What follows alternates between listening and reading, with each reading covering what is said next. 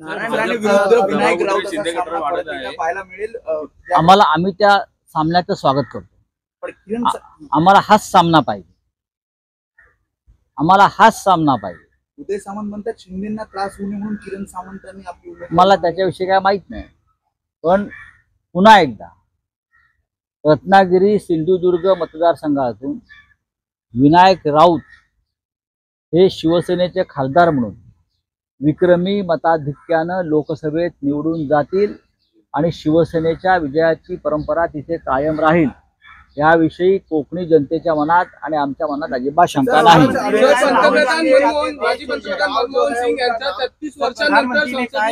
गांधी कहते हैं कि ये देश जल जाएगा अगर मोदी फिर से चुनकर आएंगे तीसरी बार. आप किस तरह देखते हैं? मोदी आने के बाद बात नहीं, 10 साल से देश जल ही रहा है. भ्रष्टाचार की आग में, सांप्रदायिकता के आग में. कहाँ है देश? देश इतना कमजोर हुआ है 10 साल में. तो राहुल गांधी जी ने झूठ क्या कहा है? राहुल गांधी जी ने सच कहा है. चलिए ठीक है. सर अरुणाचल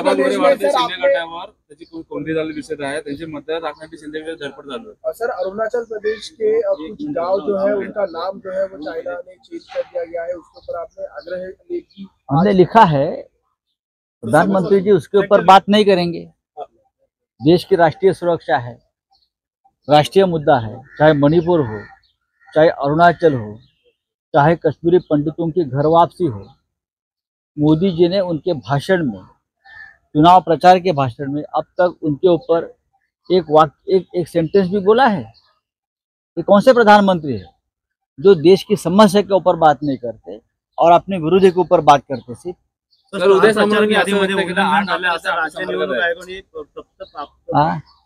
निवडणूक आयोगाने जे समोर आले की शरद पवारांनी पत्र दिलं होतं. ठीक आहे, त्यांना विचारा ना पवार साहेबांना. सर उदय सामंत यांनी असं सांगितलं 8 आमदार आहेत ते आमच्या नाही, ते आकडा चुकलाय. 80 आमदार असतील. जिस तरह से 80 आमदार असतील. बरं का, आपल्या घरात आपल्या भावाकडे आधी पहा म्हणावं. जिस तरह से सी वोटर्स का सर्वे आया उसमें पंतप्रधान की पसंद नरेंद्र मोदी को दी गई है. अंतर काफी बड़ा है. क्या कारण हो सकता है? विरोधक जो है वो एक चेहरा पीएम के तौर पर नहीं लाए, कंफ्यूजन है, इसलिए हो रहा है. चुनाव के नतीजे आने दीजिए, फिर ये चेहरा कहाँ जाता है आपको पता चलेगा. झोला लेकर जाना है उनको, सिर्फ कहाँ जाना है वो मार्ग उनको स्वीकारना है. इंडिया आघाड़ी का अभी भी चेहरा तय नहीं है. कोई जरूरत नहीं है चेहरे की. एक चेहरा 10 साल हमने देखा है, लोग उब चुके हैं. ये चेहरा वापस नहीं आएगा. ये डरावना चेहरा है देश के लिए. लोग डरते हैं उनका चेहरा देखकर. तो महुआ मित्रा पे मनी लॉन्ड्री का केस दर्ज करने की बात कर रही जा रही है ईडी को लेकर. जिस तरह से जो कैश फ्लो. देखिए, जो लड़ने वाले हैं, जो संघर्ष करने वाले हैं, जो मोदी जी को सवाल पूछेंगे, उनके ऊपर ईडी सीबीआई लगने वाले हैं. संजय सिंह के ऊपर लगी, केजरीवाल के ऊपर लगी, मनीष सिसोदिया के ऊपर लगी, सत्येंद्र जैन के ऊपर लगी, संजय राउत के ऊपर लगी, नवाब मलिक के ऊपर लगेगी. सबके ऊपर ईडी लगेगी, सीबीआई लगेगी. लेकिन जो डर गया वो मर गया. ये देश है. अगर इस देश को बचाना है तो हमको लड़ना होगा, डरना नहीं होगा. जनता पार्टी के जलगांव के सांसद है विद्यमान. उनके साथ पाचोरा के नगराध्यक्ष है पारोड़ा, और भी बहुत से पदाधिकारी है, कार्यकर्ता है. वो बड़ी संख्या में आज शिवसेना परिवार में प्रवेश करें. नाराज होते हुए आज 12:30 बजे मातोश्री पे ये कार्यक्रम होगा उनके प्रवेश का. शिवसेना पक्ष प्रमुख उद्धव ठाकरे जी के उपस्थिति में उमेश पाटिल जी और उनके सभी साथी आज पार्टी में प्रवेश लेंगे, पार्टी से जुड़ जाएंगे और उनके ऊपर पार्टी की जिम्मेदारी दी जाएगी. पतझड़ की शुरुआत देखते हैं आपसे.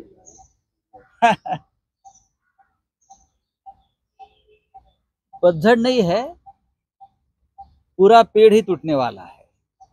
नीचे से जो जड़ें होती है ना, वो जड़ें ईडी और सीबीआई की है, पार्टी की नहीं है.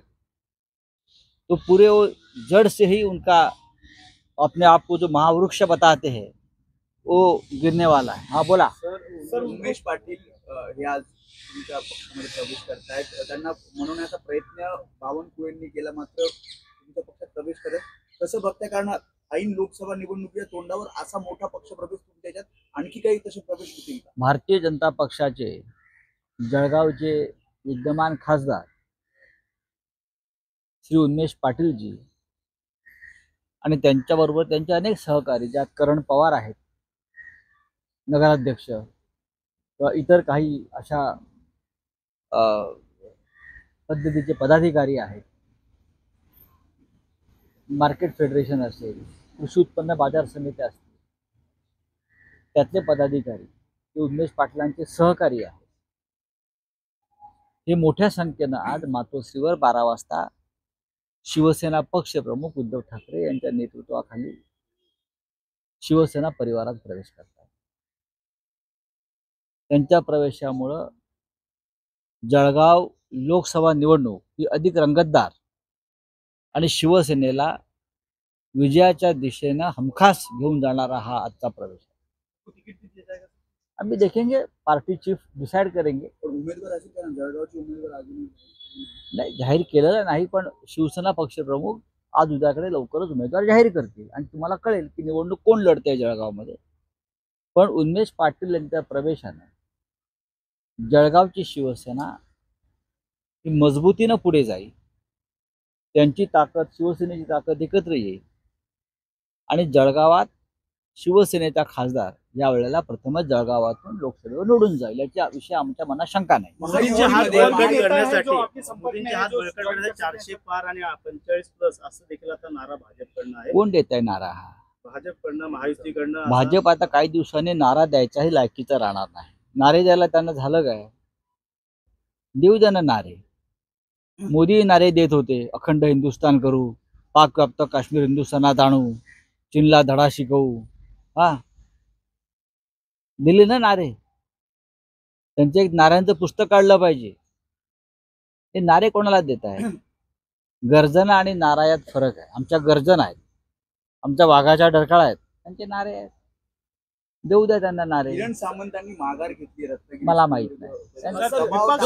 सतारा वाली जो सीट है उस पे ये अटकलें लगाई जा रही है कि पृथ्वीराज चौहान कंटेस्ट कर सकते हैं. As an alliance of Maha Vikas Aghadi आप किस तरह से देखते हैं इसको? इस बारे में अधिकृत घोषणा हो गई है? नहीं हो गई. अफवाहों पर विश्वास नहीं रखता हूँ मैं. पृथ्वीराज चौहान बड़े नेता है, राज्य के मुख्यमंत्री रह चुके हैं. सातारा सीट राष्ट्रवादी कांग्रेस पार्टी की है, एनसीपी की है. अगर दोनों में कुछ निर्णय होता है उनका निर्णय है, लेकिन पृथ्वीराज चौहान जी बड़े नेता है. सर, विपक्ष के पिछले 10 सालों में 25 जिन नेताओं पर भ्रष्टाचार के आरोप थे, उनमें से 23 को या तो क्लीन चिट मिल गई या फिर क्लोजर रिपोर्ट फाइल कर दी गई है आप बीजेपी ज्वाइन करने के बाद.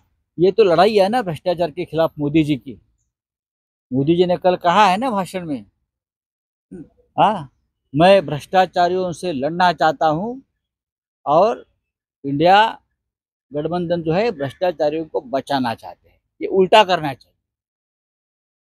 मोदी जी ने कहना चाहिए कि मैं भ्रष्टाचारियों को बचाना चाहता हूं मेरे पार्टी में लेकर, और इंडिया गठबंधन जो है वो भ्रष्टाचार के खिलाफ लड़ना चाहते हैं.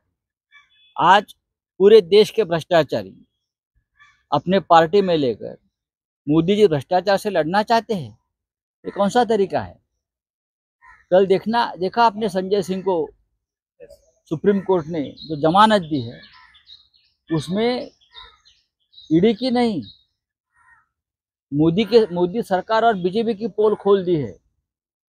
आप किस तरह से गलत तरीके से अपने विरोधियों को ईडी का इस्तेमाल करके जेल में बंद करते हो. लेकिन अब ये समय आया है, धीरे धीरे आपको पता चलेगा ये कितने गंदे लोग थे जो सरकार चला रहे थे. नारायण राणे विरुद्ध विनायक राऊत असा सामना पडताना पाहायला मिळेल. आम्ही त्या सामन्याचं स्वागत करतो. पण किरण आम्हाला हाच सामना पाहिजे. आम्हाला हाच सामना पाहिजे. उदय सामंत म्हणतात शिंदेना त्रास होऊ नये म्हणून किरण सामंतांनी आपली मला त्याच्याविषयी काय माहित नाही. पण पुन्हा एकदा रत्नागिरी सिंधुदुर्ग मतदारसंघातून विनायक राऊत हे शिवसेनेचे खासदार म्हणून विक्रमी मताधिक्यानं लोकसभेत निवडून जातील आणि शिवसेनेच्या विजयाची परंपरा तिथे कायम राहील याविषयी कोकणी जनतेच्या मनात आणि आमच्या मनात अजिबात शंका नाही. माजी पंतप्रधान मनमोहन सिंह यांचा 33 वर्षानंतर प्रधानमंत्री ने कहा है संसदीय कि राहुल कार्यकाळ गांधी कहते हैं कि ये देश जल जाएगा अगर मोदी फिर से चुनकर आएंगे तीसरी बार। आप किस तरह देखते हैं दिल्ली मोदी आने के बाद बात नहीं, 10 साल से देश जल ही रहा है भ्रष्टाचार की आग में, सांप्रदायिकता की आग में। कहाँ है देश? देश इतना कमजोर हुआ है 10 साल में